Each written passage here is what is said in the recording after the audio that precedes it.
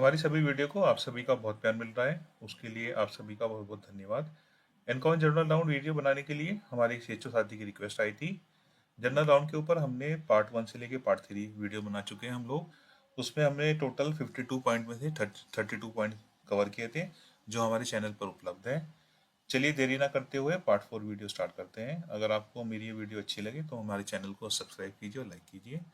तो आज हम डिस्कस करेंगे total 10 check point part 4 video में 33 से लेके 42 तक।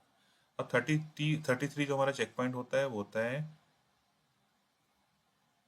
कि हमारा जो आयुष्मान आरोग्य मंदिर है उसमें फ्रिज अवेलेबल है या नहीं है।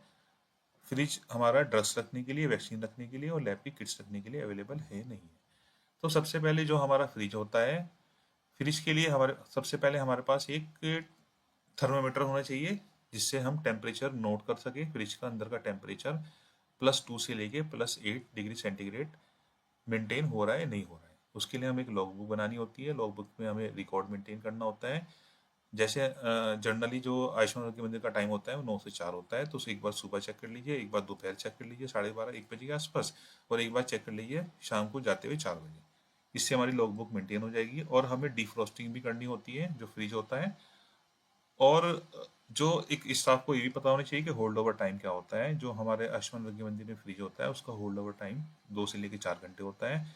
जो कोल्ड चेन में जो कोल्ड चेन में आईएलआर होता है उसका होल्ड ओवर टाइम होता है 20 घंटे।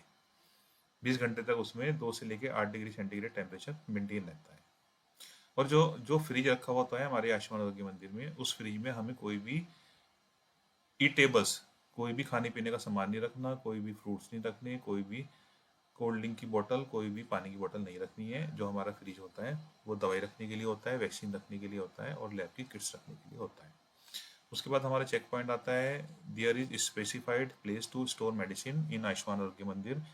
दवाई रखने के लिए एक अलग से प्लेस होनी चाहिए हमारे आयुष्मान आरोग्य मंदिर में।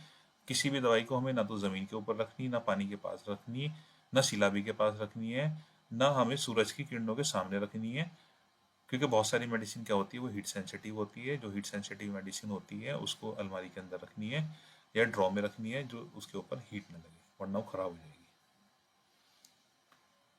जो आपकी जैसे कुछ मेडिसिन होते हैं, जैसे एआरवी है, टेटनस है, जैसे कुछ किट्स हैं जो कंट्रोल टेम्परेचर में रखनी होती है, उसको फ्रिज के अंदर रखनी चाहिए जिससे वो खराब ना हो।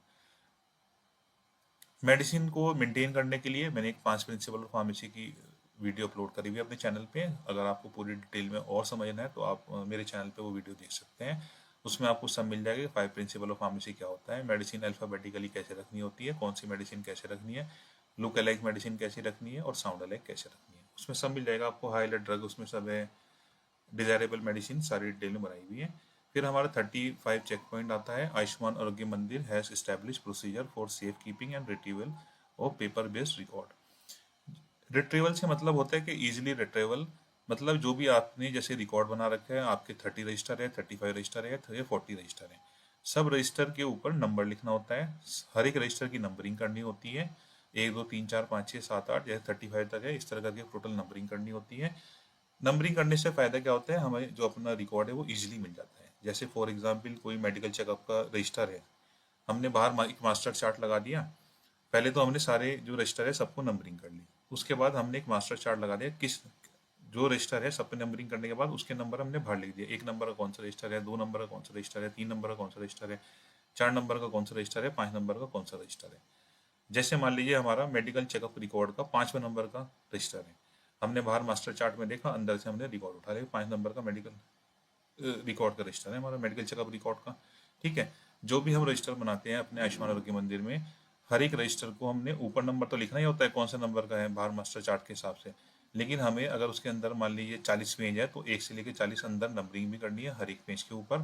अगर 60 पेज है तो 60 पेज तक एंट्री करनी है। और जो सबसे पहला पेज होता है उसके ऊपर लिखना होता है कि प्रमाणित किया जाता है कि इस रजिस्टर में इतने से लेकर इतने पेज है और ये इस हमारा मेडिकल चेकअप रिकॉर्ड का रजिस्टर है। और नीचे सीएचओ के साइन करने होते हैं और स्टैंप लगानी होती है।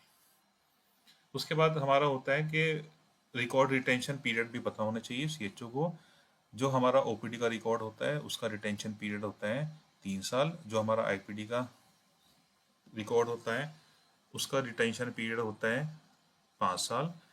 और जो हमारा मेडिको लीगल जो रिकॉर्ड होता है, जो मेडिको लीगल होता है, जैसे कोई एक्सीडेंट का केस है, कोई पुलिस केस है, तो वो life time of the patient, जब तक पेशेंट का कोई केस चल रहा है, जब तक उसका कोई फाइनल लीगल डिसीजन नहीं हो जाता, तब तक वो रिकॉर्ड हमें रखना होता है। और इसकी पॉलिसी, रिकॉर्ड पॉलिसी भी आपके पास अवेलेबल होनी चाहिए आपके आयुष्मान आरोग्य मंदिर में। तो ठीक है, ओपीडी का रिकॉर्ड 3 साल, आईपीडी का 5 साल, और जो मेडिको लीगल है जब तक पेशेंट का केस चल रहा है, मतलब life time of the patient, जब तक पेशेंट को कोई लीगल फाइनल डिसीजन नहीं हो जाता तब तक वो रिकॉर्ड रखना होता है। उसके बाद फिर हमारा आता है 36 check point. No smoking sign is displayed at the prominent places. No smoking sign, no smoking sign जो हमारा आयुष्मान आरोग्य मंदिर है उस अस्पताल के अंदर भी, अस्पताल के बाहर भी नो स्मोकिंग साइन लगाना है।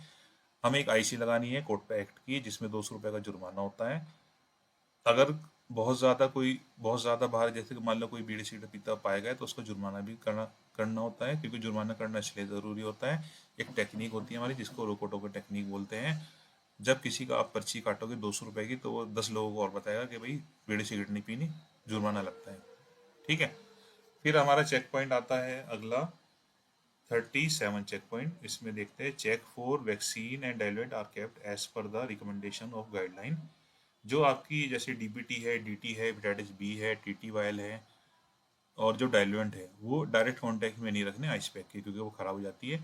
हमें जैसे टीटीवायल है थोड़ी सी दूर रखनी है, आइस पैक के ऊपर नहीं रखनी, अलग रखनी है हमें। और जो डिस्कार्डेड मेडिसिन होती है उसको हमेशा हमें अलग रखनी है। ठीक है। उसके बाद हमारा चेक पॉइंट आता है डिस्कार्डेड मेडिसिन, जो मान लो जैसे कोई वैक्सीन थी वो खत्म हो गई, तो उसे अलग से रखेगी, जिप वाले बैग में रखनी होती है।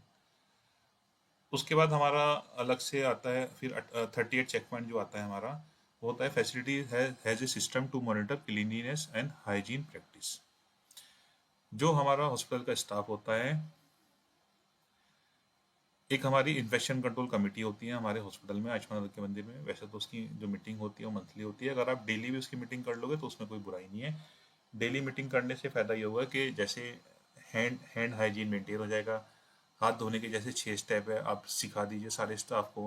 हाथ धोने के 6 स्टेप सबसे अच्छा याद करने का तरीका होता है, घर पे खाना खाने से पहले और टॉयलेट से आने के बाद हमेशा 6 स्टेप से हाथ धोने चाहिए, उससे हमेशा ज़िंदगी में याद रहता है। और जैसे 5 मूवमेंट ऑफ हैंड वॉशिंग है, before touching patient, after touching patient, before aseptic procedure, after touching patient surrounding, after body fluid exposure. ये सारी बातें भी सभी स्टाफ को डेली समझानी चाहिए, जिससे कोई गलती से भी गलती ना हो। जैसे ग्लव्स कैसे पहनने हैं, कैसे उतारने हैं, जैसे पीपी की डॉनिंग और डॉफिंग कैसे करनी होती है, ये सब आपको समझानी चाहिए। उसके बाद हमारा अगला चेक पॉइंट आता है, और जो भी आप एक्टिविटी करते हो इसकी हैंड हाइजीन की, उसका आप रिकॉर्ड भी मेंटेन करिए अपने पास। ऑडिट भी करिए उसका, और अच्छा रहेगा हैंड हाइजीन ऑडिट। उसके बाद हमारा 39 चेक पॉइंट आता है, hand hygiene facilities are provided at point of use and ensure adherence to standard practices. Check wash basin, tap and running water as per standard protocol. आपकी जो आयुष्मान मंदिर में जो वॉश बेसिन लग रही है वो एक तो चौड़ी होनी चाहिए और एक गहरी होनी चाहिए। उससे फ़ायदा क्या होता है कि छींटे नहीं आती अपने ऊपर, जब हम हाथ धोते हैं तो हमारे ऊपर छींटे नहीं आएगी। और एल्बो ऑपरेटेड टैप होनी चाहिए।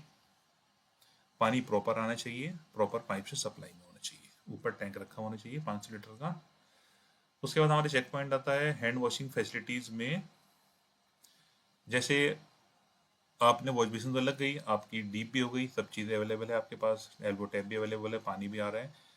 तो उसके अलावा और चीज़ें भी चाहिए, जैसे साबुन भी चाहिए, लिक्विड हैंड वॉश भी चाहिए, अल्कोहल हैंड रब भी चाहिए। हमें हमें वहाँ पे जहाँ पे हाथ धोने की सब चीज़ें होती है, वहाँ पे एक पिक्टोरल साइनेज वो भी लगा होना चाहिए, आईसी, जिसमें लोकल लैंग्वेज होना चाहिए, जो हाथ कैसे कैसे धोने, जैसे 6 स्टेप ऑफ हैंड वॉशिंग होते हैं, उसकी आपको पिक्टोरल एक लोकल लैंग्वेज में आईसी लगानी होती है।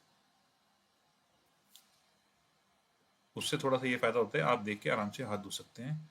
उसके बाद हमारा टोटल ये, उसके बाद हमारा चेक पॉइंट आता है, check availability and use of PP.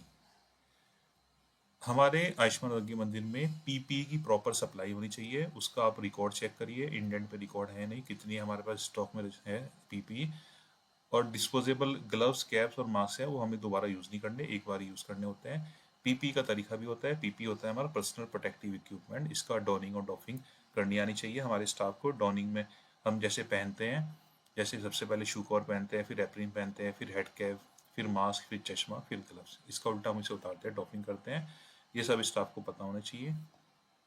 उसके बाद जो हमारा आज की वीडियो का लास्ट चेक पॉइंट है वो है हमारा एडिक्वेट सप्लाई हमारे पास डिकंटामिनेशन की और क्लीनिंग एजेंट की है नहीं है। इसमें बेसिकली जो भी हमारे पास सप्लाई में, जैसे हमारे पास मान लीजिए हार्पिक आ रहा है या ब्लीचिंग पाउडर आ रहा है, जो भी सामान आ रहा है डिकंटामिनेशन का, साफ सफाई का, वो सब जैसे हार्पिक है तो ऐसा ही मार्क होना चाहिए। और जैसे हमारा ब्लीचिंग पाउडर आया है तो उसका प्रॉपर इंडेंट होना चाहिए। इंडेंट का रिकॉर्ड मेंटेन होना चाहिए, क्योंकि रिकॉर्ड चेक किया जाता है जब असेसमेंट होता है। जैसे ये चेक पॉइंट है हमारा आर और ऐसा ही इसमें स्टाफ इंटरव्यू पूछते हैं और आर रिकॉर्ड चेक करते हैं। तो आज की वीडियो में हमने कवर किए टोटल 10 चेक पॉइंट, 33 से लेके 42 तक। ये हमारी पार्ट 4 वीडियो है। पार्ट 5 वीडियो हम जल्दी बनाएंगे। अगर आपको मेरी ये वीडियो अच्छी लगे तो हमारे चैनल को सब्सक्राइब कीजिए और लाइक कीजिए। सभी को मेरा धन्यवाद।